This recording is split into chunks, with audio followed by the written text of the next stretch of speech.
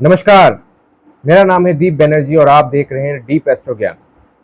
दोस्तों, आज हम बात करेंगे 7th हाउस के ऊपर। जी हाँ, सप्तम भाव के ऊपर। देखिए, ये जो आपका सप्तम भाव है ना, हमारी कुंडली में जो हमारा सप्तम भाव होता है ना, उसको मारक घर भी कहा गया है और सबसे बड़ा केंद्रीय का हाउस भी बताया गया है। क्यों? क्योंकि ये होता है चौथे से चौथा, यानी कि आपके 4th हाउस से 4th हाउस सप्तम घर होता है। और जो आपका 10th हाउस होता है, यानी कि आपके कर्म का घर जो होता है, उससे भी 10th हाउस से 10th हाउस जो होता है वो आपका सप्तम घर होता है।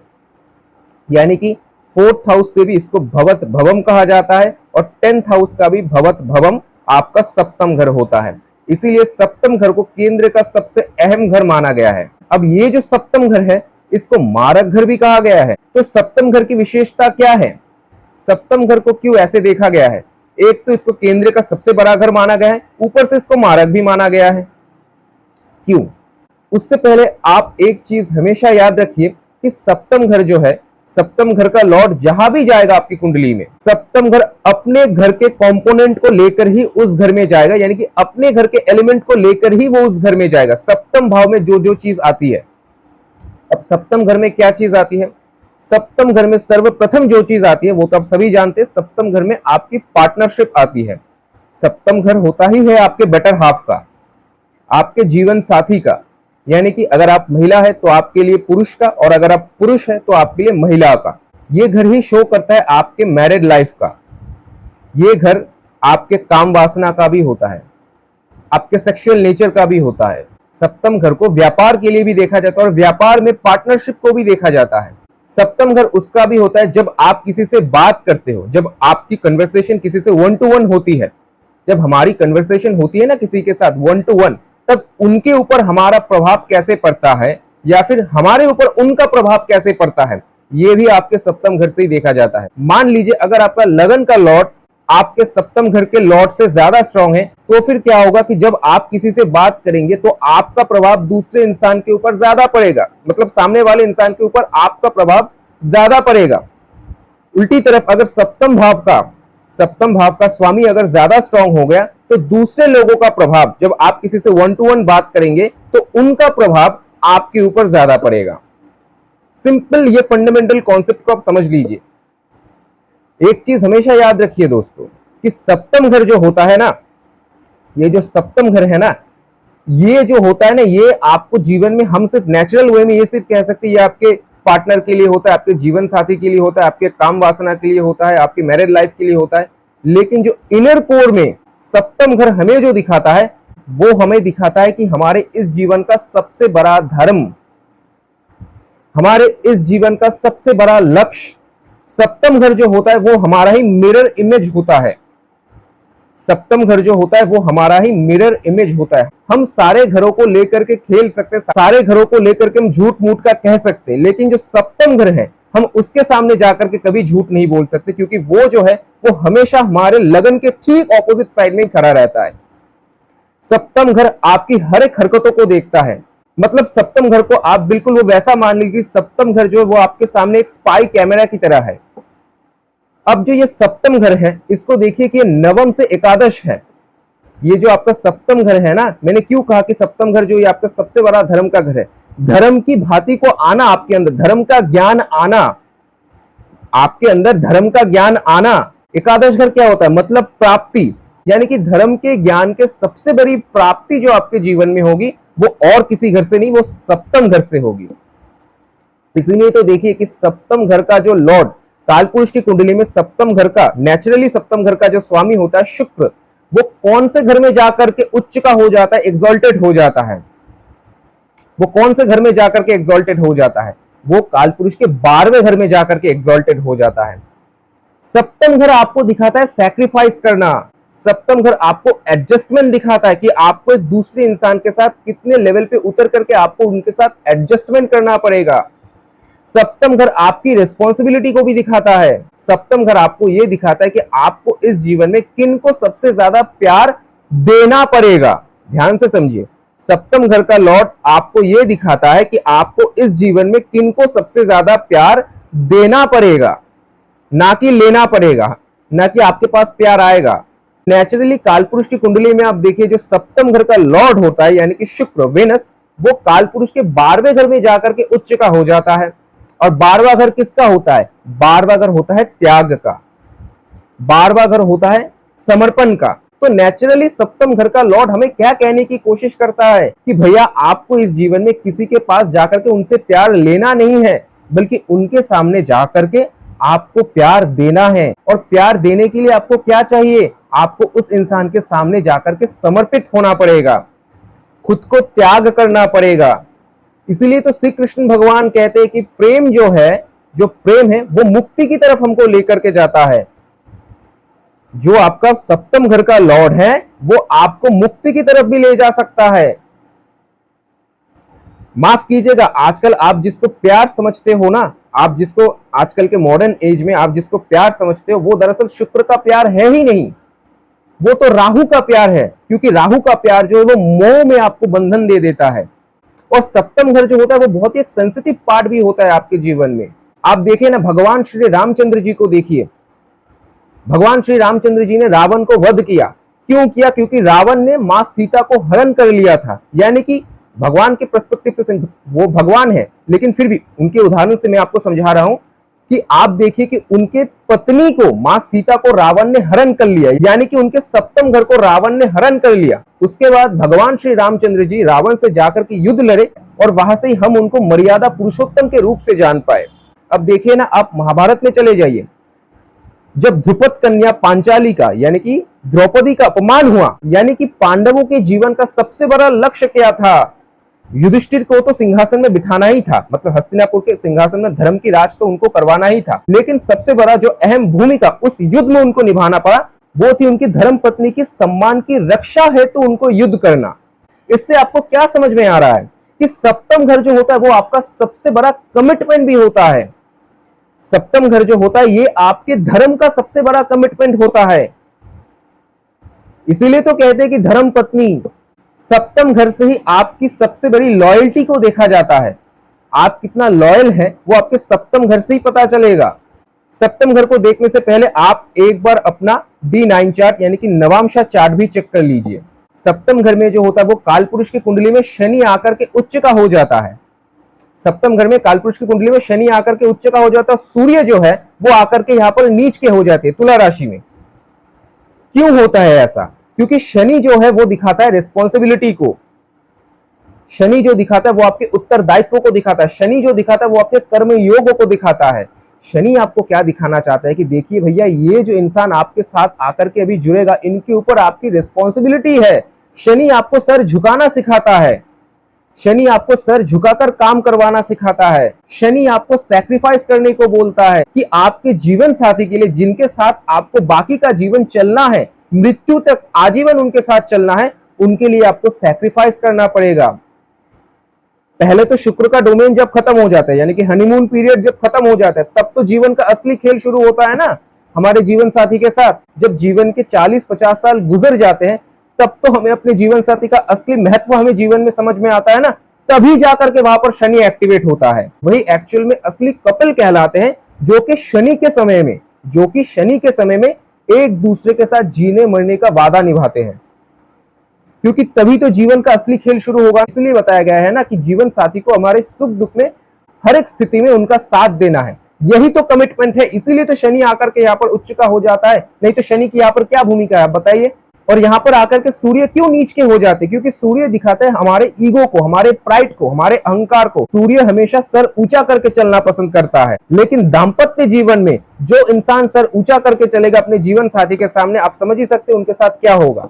अब मान लीजिए कि आपका 7th हाउस का लॉर्ड आकर के आपके 1st हाउस में बैठ गया। सबसे पहले ये देख लीजिए कि आपके 7th हाउस का लॉर्ड अगर आपके 1st हाउस में आकर के बैठा है, तो क्या आपके लगन के स्वामी से, यानी कि आपके लगन लॉर्ड से 7th हाउस का लॉर्ड ज्यादा बलशाली होकर के आपके लगन में बैठा है, या फिर आपका लगन का लॉर्ड यहाँ पर ज्यादा बलशाली? ये आपको खुद देखना पड़ेगा। आपके सोचने समझने का तरीका आपके जीवन साथी के ऊपर प्रभाव डालेगा, या फिर आपके जीवन साथी का सोचने समझने का तरीका, उनकी पर्सनैलिटी, उनका कैरेक्टर, उनका नेचर आपके ऊपर ज्यादा प्रभाव डालेगा। ये आपके लगन के स्वामी के बलशीलता के ऊपर निर्भर करेगा। लेकिन मैं ये जरूर कह सकता हूं, क्योंकि मैंने कहा था ना कि सप्तम घर जो होता है वो आपका मिरर इमेज होता है, इसीलिए मैं ये जरूर कह सकता हूं कि जब आप अपने जीवन साथी से मिलेंगे तो आपको ऐसा लगेगा कि आपने अपने ही अंदर के रियल सेल्फ को पा लिया है। आप एक चीज हमेशा मान करके चलिए कि आपका इंटरेक्शंस कई सारे लोगों से होने वाला है, खास करके स्ट्रेंजर्स से।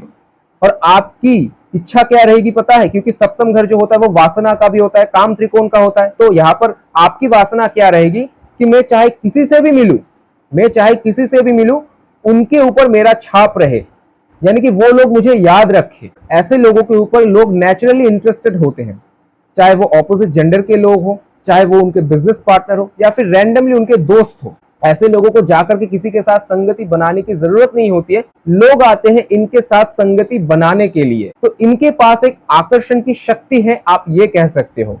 आपकी पर्सनैलिटी और आपके स्पाउस की पर्सनैलिटी में आपको बहुत सारी चीज कॉमन देखने को मिलेगा। अब अगर 7th हाउस का लॉर्ड आकर के आपके 2nd हाउस में बैठ गया है, यानी कि अपने से 8 घर आगे आकर के आपका 7th हाउस का लॉर्ड बैठा है। अब 2nd हाउस किसका होता है? 2nd हाउस होता है आपके वाणी का, आपके खान पान का, आपके फैमिली का, आपकी वेल्थ का। यानी कि जब आपका विवाह होगा तब इन सारे चीजों के ऊपर उनका प्रभाव पड़ेगा। यानी कि आपके विवाह के बाद आपके फैमिली के अंदर चेंजेस आएंगे। कई बार ये विवाह के बाद आपके फैमिली रिस्पॉन्सिबिलिटी को बढ़ा देता है, और कभी कभी ये देखा गया है कि फैमिली की इच्छा से इनको शादी करनी पड़ती है। लेकिन बिजनेस के लिए बहुत अच्छा होता है, क्योंकि बिजनेस हाउस का लॉर्ड आकर के वेल्थ हाउस से कनेक्टेड हो गया। यानी कि जब भी ये बिजनेस करना स्टार्ट करेंगे इनको वेल्थ मिलना स्टार्ट हो जाएगा। और ये भी कहना गलत नहीं होगा कि बिजनेस में इनको अपने फैमिली का सपोर्ट भी मिलेगा। और ऊपर से ये भी कहा जा सकता है कि जैसे ही ये शादी करेंगे इनको अपने जीवन साथी से कुछ ना कुछ बड़ा अमाउंट का वेल्थ भी मिलेगा, या फिर इनके पार्टनर के थ्रू इनके वेल्थ में वृद्धि होगी। अब देखिए, क्योंकि 2nd हाउस जो आपका है वो आपके खान पान को शो करता है, आपकी वाणी को शो करता है। यानी कि जब आपका जीवन साथी आपके जीवन में एंट्री लेगा, आपके इन सब चीजों में चेंजेस, आपके इन सब चीजों में बदलाव आना स्टार्ट हो जाएगा। वहां से आपका ट्रांसफॉर्मेशन भी होगा, क्योंकि अपने से अष्टम घर आगे आया है, अपने से 8 घर आगे आया है। यानी कि आपको अगर पहले से डाइट के बारे में कुछ नहीं पता था, आप जो मन चाहे वो खाते थे, लेकिन आपका जब 7th हाउस का लॉर्ड आकर के 2nd हाउस में बैठेगा, जब आपकी शादी होगी तब आपके जीवन साथी के चलते आपके खान पान में चेंजेस आएंगे। आप अपने डाइट को लेकर के कॉन्शियस हो जाएंगे, आप अपनी वाणी को लेकर के कॉन्शियस हो जाएंगे, किसके सामने क्या कहना चाहिए, क्या नहीं कहना चाहिए। तो ये भी शो करता है। बस मैं आपको छोटा सा एक सजेशन देना चाहूंगा, क्योंकि सप्तम घर का लॉर्ड अपने से 8 घर आगे आकर के ये बैठा है, इसीलिए आप अपने पार्टनर की हेल्थ का थोड़ा सा ख्याल रखिए। और क्योंकि 7th हाउस बिजनेस को शो करता है और अपने से 8 घर आगे आकर के बैठा है, इसीलिए कभी कभी ये कुछ इलिसिट बिजनेस को शो करता है, तो वहां से आप थोड़ा सा बचकर रहिए। अब जिसका 7th हाउस का लॉर्ड आकर के उनके 3rd हाउस में बैठा है, यानी कि अपने से 9 घर आगे आकर के 7th हाउस का लॉर्ड बैठा है, यानी कि काम त्रिकोण का स्वामी काम त्रिकोण में ही आकर के बैठा है। देखिए, 3rd हाउस होता है आपके कम्युनिकेशन स्टाइल का, 2nd हाउस होता है आपके कम्युनिकेशन का, लेकिन 3rd हाउस होता है आपके कम्युनिकेशन के स्टाइल का, आपके कम्युनिकेशन के एग्जीक्यूशन का। यानी कि आपके कम्युनिकेशन से आपको कितना लाभ आएगा, उसका घर होता है आपका 3rd हाउस। इसीलिए जिनका भी 7th हाउस का लॉर्ड आकर के 3rd हाउस में बैठा है, इनकी इच्छा हमेशा ये रहती है कि इनके बराबर बातें करने वाला इनको एक जीवन साथी चाहिए। ये लोग बातें करना बहुत पसंद करते। और ऊपर से ये भी देखिए कि काल पुरुष की कुंडली में जो 3rd हाउस आता है वो बुध का आता है। बुध कारक होता है कम्युनिकेशन का। तो इनको एक ऐसा जीवन साथी मिलेगा जो इनके साथ बहुत सारा कम्युनिकेशन करता हो। अगर ये लोग उस चीज को मैच नहीं कर पाते, यानी कि कम्युनिकेट करके सब कुछ अगर सॉर्ट आउट नहीं कर पाते, तब वहां पर थोड़े बहुत प्रॉब्लम्स आ जाते हैं। आपके जो जीवन साथी होंगे वो सेल्स में जुड़े कुछ काम कर सकते, मार्केटिंग एग्जीक्यूटिव का काम कर सकते, या फिर उनका कुछ ऐसा काम हो जहां पर उनको ट्रैवल करना पड़े, और उससे आपका भी भाग्योदय होगा। क्योंकि 3rd हाउस में रह करके एक दृष्टि जो वो सीधा डालेगा वो आपके 9th हाउस में डालेगा। 3rd हाउस होता है आपके पुरुषार्थ का, आपके विल पावर का, आपके एनर्जी का। इसीलिए हम ये भी कह सकते हैं कि जब आपका जीवन साथी आपके जीवन में आएगा तो आपका पुरुषार्थ बढ़ जाएगा, आप खुद को मोटिवेटेड फील करेंगे, आप खुद को एंकरेज फील करेंगे। और ये भी कहना गलत नहीं होगा कि आपके जीवन साथी एक स्पिरिचुअल मेंटालिटी के भी इंसान होंगे, क्योंकि देखिए कि अपने से 9 घर आगे आकर के ये बैठा है ना, इसीलिए उनके अंदर एक स्पिरिचुअल ज्ञान भी होगा, उनके अंदर एक स्पिरिचुअल ज्ञान भी होगा, जिससे कि वो आपको एक स्पिरिचुअल वे में, स्पिरिचुअल ज्ञान की मदद से वो आपको मोटिवेटेड भी करेंगे।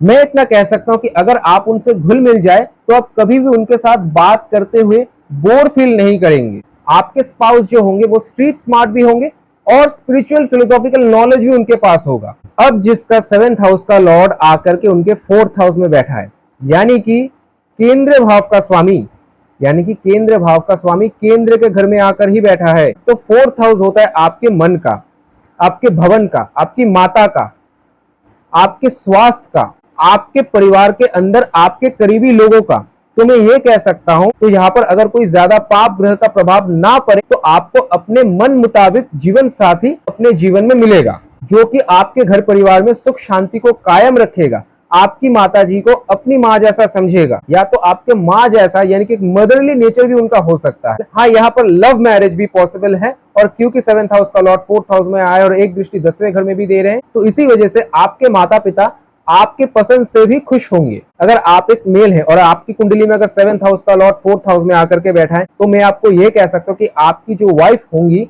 वो आपके घर के रीति रिवाजों को बहुत अच्छी तरीके से अडेप्ट कर सकती है, अगर वहां पर बहुत ज्यादा पाप ग्रह का प्रभाव ना हो। और मैं आपको एक बात और भी बता देता हूं कि मैंने आपको कहा था ना, जो आपका 7th हाउस होता है वो आपको 1 to 1 बात करके आपका प्रभाव दूसरे इंसान के ऊपर कैसे पड़ता है, दूसरों का प्रभाव आपके ऊपर कैसे पड़ता है। इसीलिए क्योंकि 4th हाउस के अंदर ही एक मदरली नेचर होता है, एक काइंडनेस होता है, एक ममता होता है, एक जेनरोसिटी होता है। इसीलिए आप जब किसी के साथ जाकर के बात करेंगे ना, तो लोग आपको ये समझेंगे कि ये इंसान तो बहुत ज्यादा काइंड है, बहुत ज्यादा जेनरस है, लेकिन वो कुछ ज्यादा ना हो जाए, क्योंकि हम कलयुग में रह रहे हैं। इसका आप थोड़ा सा ध्यान रखिएगा। और ये भी कहना गलत नहीं होगा कि बाहर की दुनिया में ये जिनसे भी मिलेंगे, जिनके साथ भी इनका संबंध स्थापित होगा, या फिर कोई भी ऑपोजिट जेंडर जब भी उनके साथ इनका रिलेशन बनेगा, तो वो इनके मन के ऊपर बहुत ज्यादा इंपैक्ट डालेंगे। और कभी कभी ये भी देखा जाता है कि इनका जो सेक्सुअल नेचर होता है ना, इनका जो सेक्सुअल नेचर होता है ना, वो इनके माइंड के अंदर बहुत ज्यादा खेलता है, क्योंकि 4th हाउस आपके मन का होता है। तो माइंड में अपने सेक्सुअल चीजों के बारे में बहुत ज्यादा कुछ सोचते रहते हैं।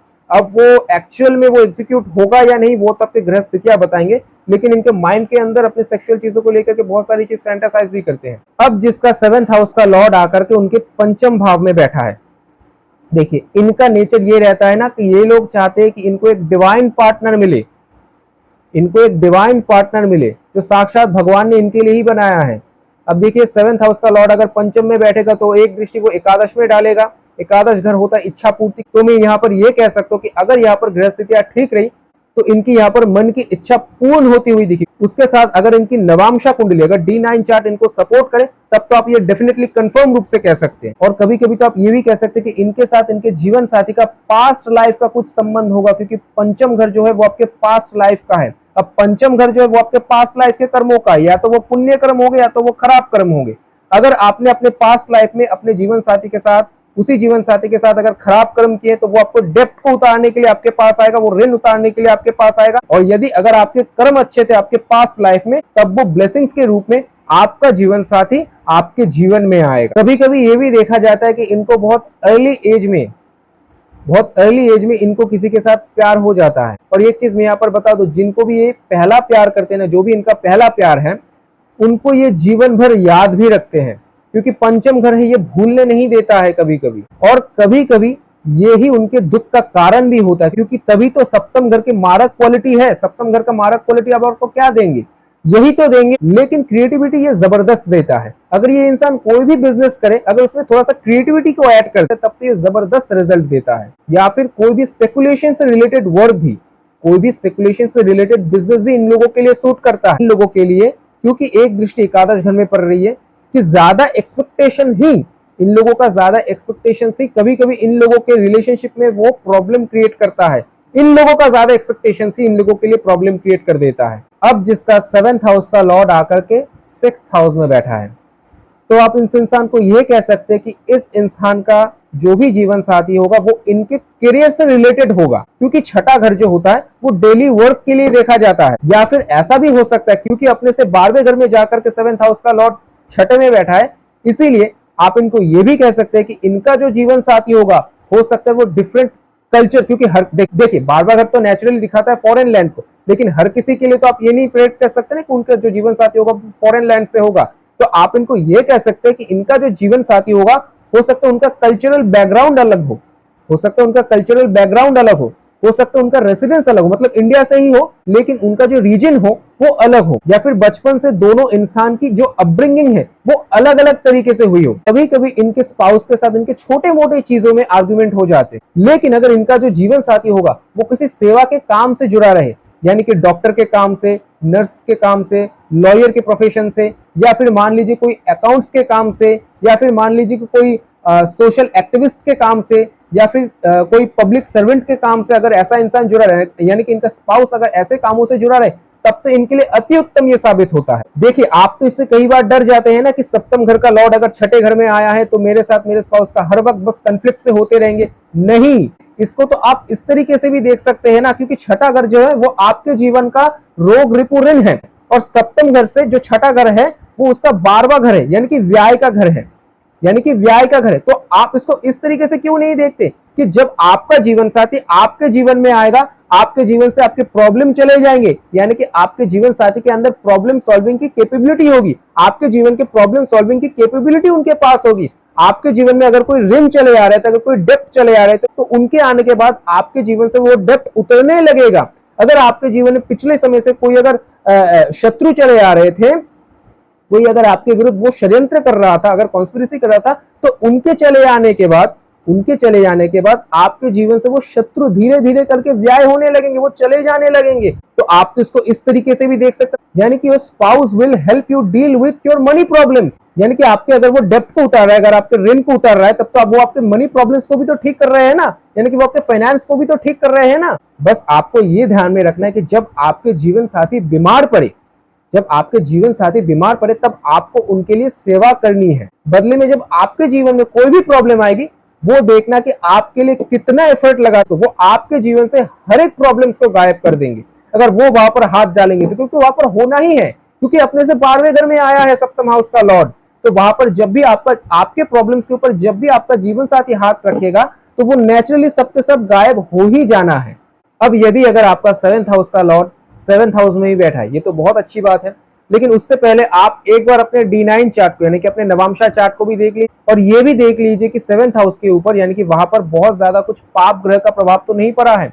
और उसके साथ साथ अगर आप पुरुष हैं, अगर आप मेल हैं, तो अपने वेनस को भी देख लीजिए, यानी कि अपने शुक्र को भी देख लीजिए, शुक्र से जो 7 ग्रह है उसको भी देख लीजिए। और यदि अगर आप फीमेल हैं तो अपने गुरु को देख लीजिए, यानी कि अपने जुपिटर को देख लीजिए, और उससे 7 घर आगे भी देख लीजिए। अगर इन सारे कंडीशन में आपको रिजल्ट ओके मिलता है, तब तो इसको बहुत एक सुंदर स्ट्रॉन्ग राजयोग कहा जा सकता है। आपको अपने जीवन में आपके लाइफ पार्टनर का साथ मिलेगा, सहयोग मिलेगा। आपके लाइफ पार्टनर के आपके जीवन में आने के बाद आपको पहचान मिलेगी, आपकी समृद्धि बढ़ेगी, सोसाइटी में आपका मान सम्मान बढ़ेगा, रेपुटेशन बढ़ेगा, एक इंडिविजुअल आइडेंटिटी उनकी हो सकती है, मतलब उनके ऑक्यूपेशन में एक इंडिविजुअल आइडेंटिटी भी उनकी हो सकती है, और उनसे आप भी राइज कर जाओगे। Your spouse providing you with a source of inspiration, वो आपका हर एक पद पद में आपका साथ देंगे। आपके वाइफ या फिर आपके हस्बैंड एक बहुत ही ऑनरेबल इंसान हो सकते हैं, और वो एक बहुत ही एक रेप्यूटेटेड फैमिली से आ सकते हैं, जिनका की सोशल स्टैंडिंग, यानी कि समाज में उनकी छवि बहुत अच्छी हो, उनका भी एक सोशल स्टैंडिंग अलग तरीके से, उनका भी चार्मिंग, उनका भी ऑरा, उनका भी मान सम्मान एक अलग तरीके से ही हो, और उनकी वजह से आपको भी समाज में मान सम्मान मिलने लगे, आपको भी समाज में ख्याति यश मिलने लगे। अब अगर 7th हाउस का लॉर्ड आकर के 8th हाउस में बैठा है, देखिए 8th हाउस होता है भ्रम का, और भ्रम तोड़ने का हाउस भी 8th हाउस ही होता है। तो मैं आपको ये कह सकता हूं कि आप अपने रिलेशनशिप के लिए एक प्रैक्टिकल अप्रोच अपनी जिंदगी में रखिए, बस हवा की बातें मत सोचते रहिए। और एक चीज हमेशा याद रखिए कि अगर किसी का 7th हाउस का लॉर्ड किसी का अगर आप 8th हाउस में देखेंगे, तो उसको बिल्कुल भी खराब मत मानिए।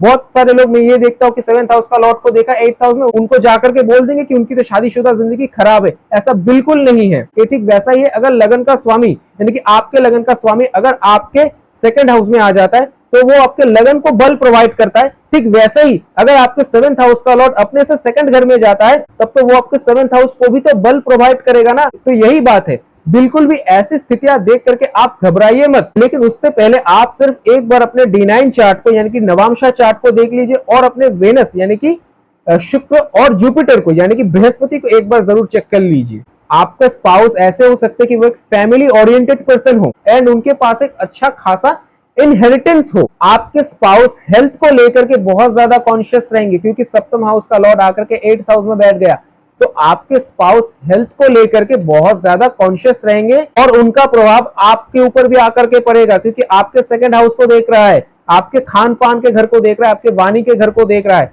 तो ऐसा हो सकता है कि आपके स्पाउस जो होंगे वो डाइट को लेकर के बहुत ज्यादा कॉन्शियस हो, वो आपको भी ये ज्ञान दे, वो आपको भी ये समझाने की कोशिश करे कि आपको क्या खाना चाहिए जिससे कि आपका हेल्थ जो है वो स्वस्थ रहे।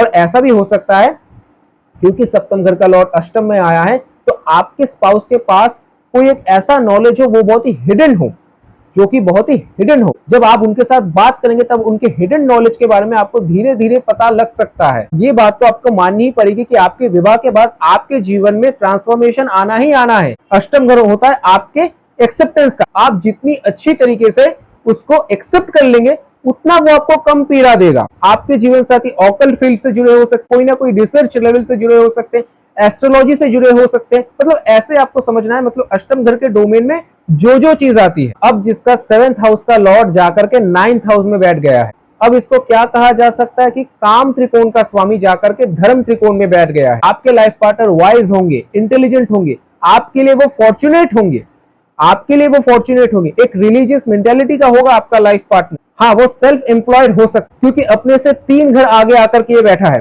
क्योंकि अपने से 3 घर आगे आकर के बैठा है। मतलब आपके पार्टनर का मेंटालिटी कुछ ऐसा हो सकता है कि खुद के दम पे कुछ करने वाला। आपके पार्टनर के अंदर बहुत ज्यादा विल पावर भी हो सकता है। अगर आप अपने इन-लॉज के साथ अगर कोऑपरेट करके चल पाए तो ये भी कहना गलत नहीं होगा कि आपको अपने इन-लॉज से बहुत ज्यादा मदद मिलेगी। आप अपने स्पाउस को, अपने जीवन साथी को ऐसा भी देख सकते हैं कि वो किसी स्पिरिचुअल चीजों का प्रैक्टिशनर हो और उनके प्रभाव में पड़ करके वो आपको भी कई किसी स्पिरिचुअल चीजों को प्रैक्टिस करने के लिए, किसी धर्म की चीजों के बारे में जानने के लिए, किसी धर्म की चीजों के बारे में ज्ञान को जानने के लिए, या फिर किसी धार्मिक कार्यों को करने के लिए वो आपको इंस्पायर करे। और आप देखेंगे कि आपके स्पाउस बहुत ज्यादा हेल्पफुल है, बहुत ज्यादा काइंड है, बहुत ज्यादा जेनरस है। वो सिर्फ आपके साथ नहीं है, सबके साथ है। हाँ, लेकिन थोड़ा बहुत ईगो उनके अंदर हो सकता है, लेकिन वो जस्ट थोड़ा बहुत होगा। वो भी किस चीज पर? शायद वो आपको ऐसा कह सकते हैं, आपको आपके सामने वो ऐसा जता सकते हैं कि उन्होंने अपने दम पे अपने जीवन को कायम किया है, या फिर उनके अंदर जो ज्ञान होगा उसका ईगो उन्हें हो सकता है। ये जो नवम भाव है, यहाँ से आपके पिता का भी विचार किया जाता है, इसीलिए जो सप्तम घर है वो मारक भी कहलाता है। इसीलिए ये कहा जा सकता है कि सप्तम भाव का लॉर्ड जब आपके नवम घर में आकर के बैठेगा तब ये हो सकता है कि आपके पिता के लिए कष्टकारी हो, तब तक जब तक आपकी शादी नहीं होगी तब तक। इसीलिए अगर आपका सप्तम हाउस का लॉर्ड आकर के आपके नवम हाउस में बैठा है तो मैं उनको ये सलाह देता हूं कि वो जल्द से जल्द शादी कर ले, क्योंकि उसी से उनका भाग्योदय भी होगा, उनके जीवन में उनको ज्ञान भी आएगा, उनके पिता के लिए भी उनका अच्छा होगा, मतलब हर तरीके से उनका लाभ ही होगा। आपके स्पाउस आपको ऐसा फील करवाएंगे कि आप उनके लिए गॉड गिफ्टेड हो। आपके स्पाउस आपको बहुत स्पेशल फील करवाएंगे अगर यहाँ पर ग्रह स्थितियां ठीक हो तो। और ऐसा भी कहा जा सकता है कि आपके जीवन साथी के थ्रू, आप अपने स्पाउस के थ्रू फॉरेन ट्रैवल भी कर सकते हैं, तीर्थाटन भी कर सकते हैं। अब जिसका 7th हाउस का लॉर्ड आकर के 10th हाउस में बैठा है, यानी कि अपने से चौथे घर आगे आकर के बैठा है, और ये भी केंद्र का स्वामी आकर के केंद्र के घर में ही बैठा है। अब 10th हाउस होता है आपके प्रोफेशन का, तो मैं ये कह सकता हूं कि आपके मैरिज का, आपके रिलेशनशिप का और आपके करियर का, दोनों का इंटरलिंक्ड हो सकता है, दोनों एक दूसरे के पूरक हो सकते हैं। यानी कि आपके जीवन साथी का इन्फ्लुएंस आपके करियर में हो सकता है। अरे ये तो ये भी इंडिकेट करता है कि आप अपने जीवन साथी को अपने वर्क फील्ड में मिलेंगे या फिर सोशल गैदरिंग में भी मिल सकते हैं, क्योंकि 10th हाउस जो होता है वो सोशलाइजिंग का होता है। इसीलिए आप अपने जीवन साथी को एक सोशल गैदरिंग में भी मिल सकते हैं। There is a high chance कि आप अपने करियर को और अपने रिलेशनशिप को, दोनों को ही सेम प्रायोरिटी से देखें, और आपको देखना भी चाहिए, क्योंकि इसी तरीके से आपके जीवन के दोनों साइड में बैलेंस बना रहेगा। आपके स्पाउस समाज में फेमस हो सकते हैं और ये आपके स्टेटस के लिए भी अच्छा रहेगा। आपके स्पाउस का समाज में एक स्टेटस हो सकता है, वो फेमस हो सकते हैं, उनकी वजह से आपका स्टेटस भी हायरकी में चला जाएगा। हाँ, अब एक बात यहाँ पर देखिए, क्योंकि 7th हाउस का लॉर्ड अपने से 4 घर आगे आकर के बैठा है, 4th हाउस होता है मदर का, तो इसका मतलब ये कहा जा सकता है कि आपका जो जीवन साथी होगा, आपका जो स्पाउस होगा, वो आपके मदर इन लॉ से, वो आपके मदर इन लॉ से इन्फ्लुएंस्ड हो सकती है। अब अगर 7th हाउस का लॉर्ड आकर के किसी का 11th हाउस में बैठा है, यानी कि काम त्रिकोण का स्वामी आकर के काम त्रिकोण में ही बैठा है और अपने से पंचम घर आगे आकर के ये बैठा है, तो आप इसको ये कह सकते हैं, क्योंकि 11th हाउस होता है आपकी संगति का, आपके फ्रेंड सर्कल का, आपके संगति का, तो आप इनको ये कह सकते हैं कि इनका जो स्पाउस होगा, इनका जो जीवन साथी होगा, हो सकता है इनको फ्रेंड सर्कल में ही अपना जीवन साथी मिल जाए। और लव मैरिज तो ये शो करता ही है, क्योंकि अपने से पंचम घर में ये आया है। और अगर 11th हाउस का जो लॉर्ड है, यानी कि जो डिस्पोजिटर प्लैनेट है, अगर उसकी स्थिति भी ठीक रही तो ये भी कहना गलत नहीं होगा कि इनके जीवन साथी के द्वारा इनके बहुत सारे मनोकांक्षा पूर्ण होंगे। There will be monetary gains after marriage, ये भी देखा जाता है। और अगर गृहस्थ यहाँ पर ठीक रहे, अगर नवांशा कुंडली भी अगर ठीक रहे, तो ये देखा जाता है कि इनका जो मतलब वो इनका जो ड्रीम होता है ना, क्योंकि 11th हाउस होता है वो आपके ड्रीम का फुलफिलमेंट होता है। अगर गृहस्थ यहाँ पर ठीक रहे तो इनके अपने पार्टनर की वजह से अपनी जो ड्रीम है वो भी पूर्ण होती हुई दिखती है और वो हो भी जाती है, और उनकी वजह से ये बहुत परमानंद में भी जीते, क्योंकि 7th हाउस का लॉर्ड अपने से पंचम घर आगे आकर के बैठा है। लेकिन अब देखिए, क्योंकि दोनों ही जो है वो काम त्रिकोण में आता है, इसीलिए कभी कभी इनका एक्सेसिव डिजायर इनके लिए हार्मफुल बन जाता है। लेकिन दूसरी तरफ ये भी कहा जा सकता है कि इनको अपने ऑपोजिट जेंडर के थ्रू लाभ होता हुआ दिखेगा। चाहे ये कोई भी काम करे, इनको अपने ऑपोजिट जेंडर के थ्रू लाभ होता हुआ दिखेगा। अगर ये कोई बिजनेस स्टार्टअप को भी अगर खड़ा करे, अगर ये कोई बिजनेस भी करे, तो इन लोगों के लिए, इनके ऑपोजिट जेंडर के साथ इन लोगों के लिए बिजनेस करना ज्यादा फायदेमंद साबित होता है, क्योंकि तभी इनके पास वो लाभ आएगा। बस यहाँ पर आपको अपने चरित्र, माफ कीजिएगा मुझे ये बात बोलना पड़ रहा है क्योंकि दोनों ही काम त्रिकोण के अंडर में आ रहा है, इसलिए मुझे ये बात बोलना पड़ रहा है कि आपको अपने चरित्र को, अपने कैरेक्टर को यहाँ पर थोड़ा सा ठीक रखना है। नहीं तो, क्योंकि 11th हाउस को पराशर जी ने सबसे बड़ा त्रिषडाया घर कहा है, सबसे बड़ा त्रिषडाया घर कहा है। तो अगर सप्तम भाव का स्वामी अगर 11th हाउस में चला गया, तो ये आपके लिए ऐसा ना हो कि आपके कुछ ज्यादा गंदी हरकतों की वजह से, कुछ ज्यादा ही खराब आदतों की वजह से ये आपके ऊपर ही फायर बैक कर दे। तो इस मामले में आपको थोड़ा सा कॉन्शियस रहना है। अब हमारा आखिरी भाव, जिनका भी 7th हाउस का लॉर्ड आकर के 12th हाउस में बैठा है, यानी कि अपने से छठे घर आगे आकर के ये बैठा है। अब आप इनको मटेरियलिस्टिक डायमेंशन में क्या कह सकते हैं कि ऐसे इंसान को, ऐसे इंसान से शादी करनी चाहिए जो कि फॉरेन लैंड से हो या फिर इनके कल्चर से अलग हो, क्योंकि सप्तम घर भी जो होता है वो भी फॉरेन ट्रैवल का होता है। इसीलिए सप्तम हाउस का लॉर्ड अगर 12th हाउस में चला गया तो ऐसा भी देखा जाता है कि ये लोग फॉरेन शिफ्ट हो जाते हैं और वहां से जाकर के इनको कोई पसंद आ जाता है, वहां पर ये कभी कभी सेटलमेंट हो जाते हैं। और अगर यदि ऐसा ना हो तो ये लोग जब अपने जीवन साथी के साथ जाकर के जुड़ेंगे, तब हो सकता है ये लोग अपने जीवन साथी के साथ फॉरेन में सेटलमेंट कर ले। हमारा जो 12वां भाव है वो सबसे बड़ा स्पिरिचुअल भाव है, वो सबसे बड़ा अध्यात्म का भाव है, वो सबसे बड़ा त्याग का भाव है। इसीलिए अगर किसी का 7th हाउस का लॉर्ड जाकर के 12th हाउस में बैठा हो, तो उनके स्पाउस के अंदर वो भाव होगा, वो त्याग की भावना होगी, वो सेवा की भावना होगी, वो अपने आप को सैक्रिफाइस करने की भावना होगी, जो और बाकी किसी के अंदर नहीं होगी। एक बहुत ही हायर लेवल की स्पिरिचुअल नॉलेज इनके स्पाउस का हो सकता है और इनको भी शायद वो इफेक्ट कर दे, क्योंकि 7th हाउस आफ्टर ऑल आपका ही तो मिरर इमेज है ना, तो इसीलिए ये आपको भी इफेक्ट कर देगा। आप हो सकते हैं मेडिटेशन को करना फॉलो करें, योगा को करना फॉलो करें, ध्यान करना फॉलो करें, आपके स्पाउस भी ये सब करना फॉलो करें। मतलब आप दोनों का स्पिरिचुअल अपब्रिंगिंग एक बहुत ही अच्छे लेवल पे होगा। अगर बिजनेस की बात करें तो कभी कभी इन लोगों के लिए डिसाइड करना थोड़ा सा मुश्किल हो जाता है कि लोग किस तरह का बिजनेस करें। देखिए, मैं आपको यही सजेशन दे सकता हूं कि आप इंपोर्ट एक्सपोर्ट से जुड़ा कोई बिजनेस करिए, या फिर कुछ एक ऐसा बिजनेस करें जहां पर आपको फॉरेन के लोगों के साथ कनेक्शन बनाना पड़े। अब देखिए, क्योंकि 12वां घर जो होता है वो हिडन होता है, 12वां घर जो होता है वो आइसोलेशन का होता है, 12वां घर जो होता है वो आत्म मंथन का होता है, तो वो एनलाइटमेंट का होता है, 12वां घर एनलाइटमेंट का होता है। तो इसीलिए ऐसे इंसान को आप ये भी कह सकते हैं कि ऐसा इंसान अपने रिलेशनशिप में वो ढूंढ सकता है, अपने रिलेशनशिप में वो ढूंढ सकता है जो बाकी के कोई इंसान ढूंढ नहीं सकते। और आप ये भी कह सकते हैं कि ये इंसान अपने रिलेशनशिप के थ्रू आध्यात्म के सबसे उच्च स्तर पर पहुंचेगा, और ये अपने रिलेशनशिप के थ्रू कुछ एक ऐसा ज्ञान पाएगा, ये अपने जीवन साथी के साथ अपने रिलेशनशिप के थ्रू, अपने दाम्पत्य जीवन के थ्रू कुछ एक ऐसा ज्ञान पाएगा जो बाकी के कोई इंसान शायद ना पा सके। अब क्योंकि देखिए 12वां घर जो होता है वो आपका सबकॉन्शियस माइंड का भी तो होता है ना, इसलिए अगर 7th हाउस का लॉर्ड अगर 12th हाउस में चला जाए तो इनका जो रिलेशनशिप को लेकर के जो आइडियोलॉजी होती है ना इनके सबकॉन्शियस माइंड में, वो कुछ इनका मतलब आप इनको थोड़ा सा ख्याली पुलाव भी बता सकते हैं। इनके माइंड में इनका कुछ एक अलग ही ख्याली पुलाव भी बनता रहता है। अब देखिए, क्योंकि 7th हाउस का लॉर्ड 12th में रह करके एक दृष्टि छठे घर में देगा। छठा घर होता है कन्फ्लिक्ट्स का और 12th हाउस होता है त्याग का। छठा घर होता है कन्फ्लिक्ट्स का और 12th हाउस होता है त्याग का, लेट गोइंग कर देने का। इसलिए मैं आपको एक सजेशन दे रहा हूं, इसको हो सके तो इसको जिंदगी भर याद रखिए कि जब भी आपका अपने स्पाउस के साथ, अपने जीवन साथी के साथ किसी भी तरह का कोई भी कन्फ्लिक्ट हो, तो आप वहां पर चुप हो जाइए, आप वहां पर उनको क्षमा कर दीजिए, आप वहां पर एक त्याग की भावना रखिए, ये एक एटीट्यूड अपने अंदर रखिए। फिर देखिए 7th हाउस के लॉर्ड का 12th हाउस में रहने का कमाल। चलिए ये था आज का वीडियो 7th हाउस के लॉर्ड का 12 भावों के ऊपर विचार।